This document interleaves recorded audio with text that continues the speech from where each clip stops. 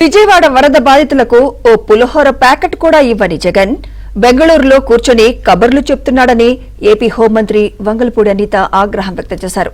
తమ ప్రభుత్వంపై బురద చల్లేందుకే పేటీఎం బ్యాచ్ తో విష ప్రచారం చేయిస్తున్నాడని మండిపడ్డారు.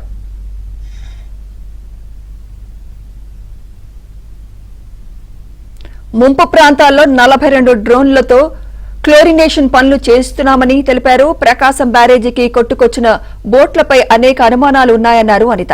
దీనిపై సమగ్ర విచారణ జరుగుతోందన్నారు. వినాయక మండపాల నుంచి డబ్బులు వసూలు చేసే జీవో జగన్ ప్రభుత్వమే తీసుకొచ్చిందని తెలిపారు. సీఎం చంద్రబాబు దృష్టికి ఈ విషయం వెళ్లిన వెంటనే ₹1 కూడా వసూలు చేయకూడదని ఆదేశాలు జారీ చేశారన్నారు.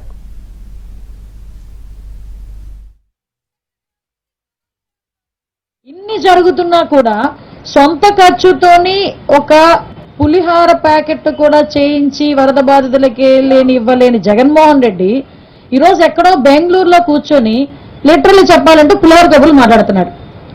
సారీ, నేను ఎందుకని మాట్లాడుతున్నానంటే ఇంత జరుగుతుంది, ప్రపంచం అంతా చూస్తుంది, ప్రజలందరూ బయటికి వెళ్తే ఎస్ మాకు ఇది జరిగింది, మాకు ఇది అందింది అని చెప్తున్నారు. దాతలందరూ ముందుకు వస్తున్నారు. కొంతమంది పిల్లలైతే చదువుకున్న పిల్లలైతే వాళ్ళ పాకెట్ మనీని తీసుకొచ్చి వరద సహాయ ప్రాంతాల్లో ఉన్న వాళ్ళందరికీ కూడా ఇవ్వాలని చెప్పి ఆలోచన చేశారు. కానీ ఇవన్నీ పక్కన పెట్టేసి ఎక్కడో బెంగళూరులో కూర్చొని ఈ రోజు ప్రభుత్వం మీద బురద జల్లే పరిస్థితి ఈ రోజు కనిపిస్తా ఉంది. అరే ఎక్కడో బెంగళూరులో కూర్చోండి అన్నది కూడా కాకతాళీయమే. ఎందుకంటే ఈయనకి నిజంగా పాస్పోర్ట్ ఇచ్చుంటే ఈ టైంకి లండన్ లో కూర్చునేవాడు. అక్కడి నుంచి విమర్శలు చేయడం, ట్వీట్లు పెట్టడం.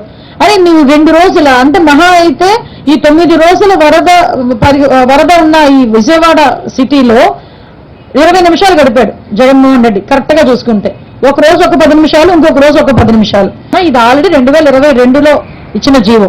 ఆ రోజు ఆ జీవోని కూడా పక్కన పెట్టి ఎట్టి పరిస్థితుల్లోనే ఎవరికి కూడా అది కలెక్ట్ చేయొద్దు అని చెప్పారు. ఎవరు కూడా అక్కడ కలెక్ట్ చేయట్లేదు. ప్రతి ఒక్క చోట కూడా వినాయక ఉత్సవాలు అంగరంగ వైభవంగా జరుగుతున్నాయి. ప్రజలు ఎవరు కూడా ఇబ్బంది పడట్లేదు. ఎంక్వైరీ జరుగుతుందండి, దాని మీద ఎంక్వైరీ జరుగుతుంది, చాలా డీటెయిల్ గా ఎంక్వైరీ జరుగుతుంది.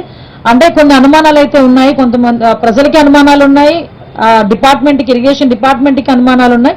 ఆ అనుమానం నేపథ్యంలోనే వాళ్ళు కంప్లైంట్ కూడా ఇవ్వడం జరిగింది. దాన్ని చాలా వేగవంతంగా ఈరోజు